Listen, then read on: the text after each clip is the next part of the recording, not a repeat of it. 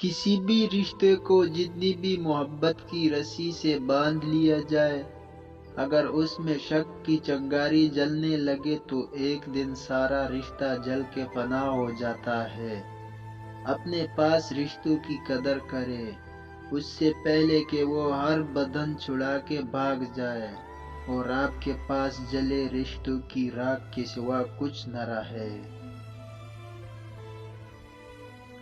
کبھی کبھی لفظ گونگے ہو جاتے ہیں اور احساسات چیخنے لگتے ہیں۔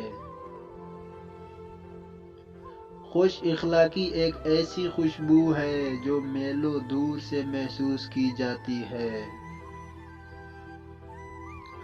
آہستہ آہستہ چلنا اور منزل مقصود تک پہنچنا دوڑنے اور راستے میں رہ جانے سے بہتر ہے۔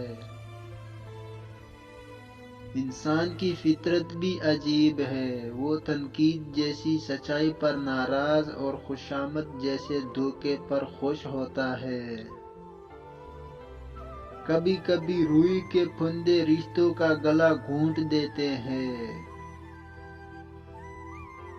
میری زندگی کی 3 غلطیاں: نمبر 1، جلدی بھروسہ کرنا۔ نمبر 2، ہر ایک کا خیال رکھنا۔ نمبر 3، کسی کو دھوکہ نہیں دینا۔ اگر عشق کا عقل عین سے بڑا نہ ہو تو بڑی میم والی محبت تو دور کی بات، چھوٹی میم والی مروت کی بھی سمجھ نہیں آتی۔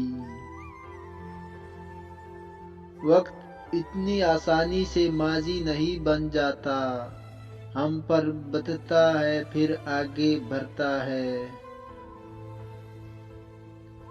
زندگی بھی کیا کیا سبق دیتی ہے۔